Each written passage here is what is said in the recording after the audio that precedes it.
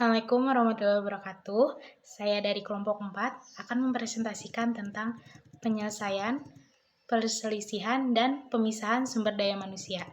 Sebelumnya, saya akan memperkenalkan terlebih dahulu kelompok saya. Saya sendiri Anissa Riatin, ada rekan saya Eli Susilawati, Reno Gardian, dan Syesha Imas. Baik, materi selanjutnya akan dibacakan oleh Eli Susilawati. Waktu dan tempat dipersilakan. Assalamualaikum warahmatullahi wabarakatuh. Terima kasih kepada moderator yang telah memberikan kesempatan untuk saya. Di sini saya akan menjelaskan latar belakang penyelesaian, perselisihan, dan pemisahan SDM. Perselisihan atau perkara dimungkinkan terjadi dalam setiap hubungan antara manusia. Bahkan mengingat subjek hukum pun telah lama mengenal badan hukum, maka para pihak yang terlibat di dalamnya pun semakin banyak. Perselisihan hubungan industrial biasanya terjadi antara pekerja atau buruh dan perusahaan atau antara organisasi buruh dengan organisasi perusahaan. Dari sekian banyak kejadian atau peristiwa konflik atau perselisihan, yang penting adalah solusi untuk penyelesaiannya yang harus betul-betul objektif dan adil. Penyelesaian perselisihan pada dasarnya dapat diselesaikan oleh para pihak sendiri dan dapat juga diselesaikan dengan hadirnya pihak ketiga, baik yang diselesaikan oleh negara atau para pihak sendiri. Baik, materi selanjutnya yaitu pengertian perselisihan hubungan industrial. Perselisihan dalam hubungan industrial merupakan hal yang kerap terjadi dalam dunia. Perselisihan hubungan industrial menurut UU Nomor 2 Tahun 2004 tentang penyelesaian perselisihan hubungan industrial atau UU PPHI ialah perbedaan pendapat yang mengakibatkan pertentangan antara pengusaha atau gabungan pengusaha dengan pekerja atau buruh atau serikat pekerja atau serikat buruh. Di sini ada pasal 2 UU PPHI mengatur 4 jenis perselisihan hubungan industrial. Yang pertama ada perselisihan hak, adalah perselisihan yang timbul karena tidak dipenuhinya hak akibat adanya perbedaan pelaksanaan atau penafsiran terhadap ketentuan peraturan perundang-undangan, perjanjian kerja, peraturan perusahaan, atau perjanjian kerjasama. Yang kedua, perselisihan kepentingan adalah perselisihan yang timbul dalam hubungan kerja karena tidak adanya kesesuaian pendapat mengenai pembuatan atau perubahan syarat-syarat kerja yang ditetapkan dalam perjanjian kerja atau peraturan perusahaan atau perjanjian kerjasama. Yang ketiga, perselisihan pemutusan hubungan kerja adalah perselisihan yang timbul karena tidak ada kesesuaian pendapat mengenai pengakhiran hubungan kerja yang dilakukan oleh salah satu pihak.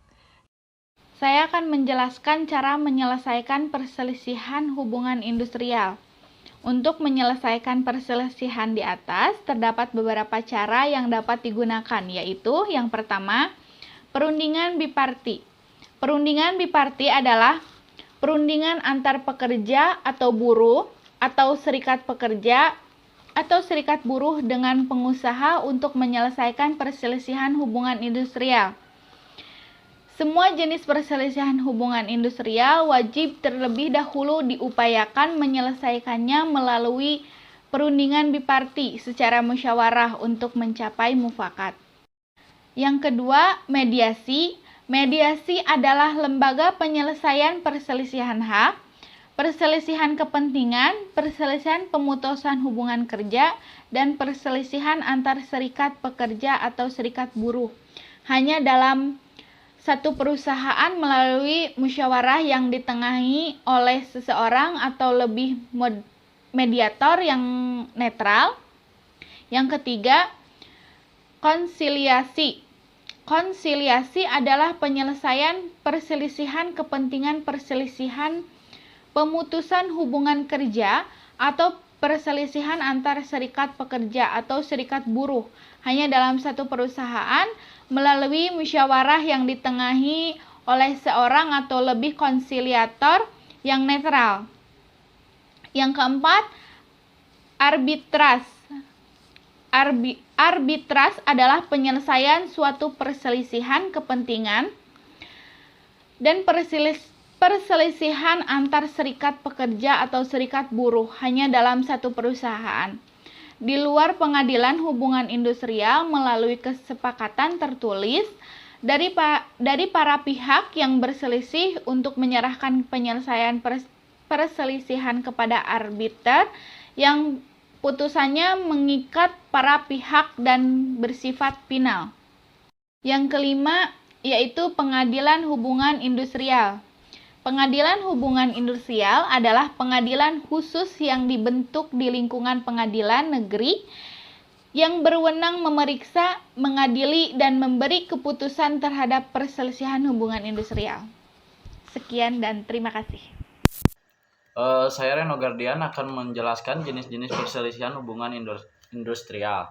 Secara harfiah, jenis-jenis perselisihan mengenai hubungan industrial yang sering terjadi di Indonesia antara lain perselisihan hak. Yang ke-1, perselisihan hak muncul akibat tidak terpenuhinya hak serta adanya perbedaan pelaksanaan maupun penafsiran dari aturan undang-undang, kejanggalan perjanjian kerja, peraturan perusahaan, dan perjanjian kerja sama. Yang kedua, perselisihan kepentingan. Perselisihan kepentingan ini terjadi dalam hubungan kerja yang tidak memiliki kesesuaian pendapat, terutama perihal perebutan syarat-syarat tertentu yang tercantum dalam perjanjian kerja atau PKB, perjanjian kerja bersama, maupun PP, peraturan perusahaan. Misalnya kenaikan gaji, uang makan, transportasi, dan premi dan lain-lain. Premi dan lainnya. 3. Perselisihan pemutusan hubungan kerja PHK. Adanya perselisihan karena perusahaan atau pengusahaan melakukan pemutusan hubungan kerja PHK. Biasanya terjadi akibat pendapatan yang tidak sesuai dalam pengakhiran hubungan kerja dari satu pihak saja. Misalnya perbedaan perhitungan pesangon yang diterima pekerja atau buruh berdasarkan undang-undang ketenagakerjaan dengan peraturan perusahaan. Yang keempat, perselisihan antar serikat pekerja atau buruh dalam satu perusahaan. Perselisihan antar serikat pekerja maupun buruh umumnya terjadi dalam satu perusahaan yang sama. Dalam banyak kasus disebabkan oleh ketidaksepahaman tentang keanggotaan, kewajiban anggota serikat pekerja, dan pelaksanaan hak. Baik, sekian dari saya, Reno Gardian. Baik, materi selanjutnya yaitu fungsi dari perselisihan hubungan industrial. Dibagi menjadi 3. Yang pertama, pemerintahan. Dalam melaksanakan hubungan industrial, pemerintah mempunyai fungsi menetapkan kebijakan, memberikan pelayanan, melaksanakan pengawasan, dan melakukan penindak terhadap pelanggaran peraturan perundang-undangan ketenagakerjaan.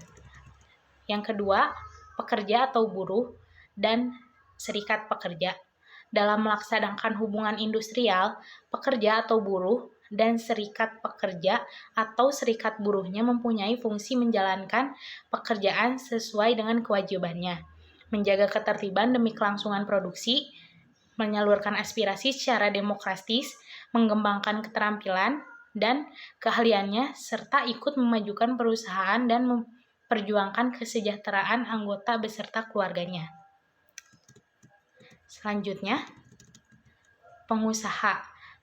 Dalam melaksanakan hubungan industrial, pengusaha dan organisasi pengusahanya mempunyai fungsi menciptakan kemitraan, mengembangkan usaha, memperluas lapangan kerja, dan memberikan kesejahteraan pekerja atau buruh secara terbuka, demokratis, dan berkeadilan.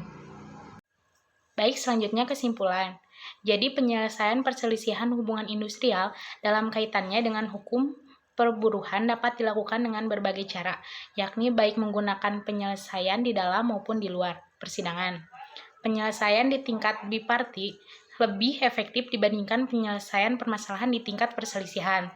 Tetapi ada 2 persyaratan yang harus dipenuhi kedua belah pihak, yaitu mengembangkan sikap kerja sama sejajar atau partnership equality dengan menetapkan SP atau SD sebagai bagian perusahaan dan bukan subordinasi perusahaan, serta mengembangkan sikap saling percaya atau mutual trust.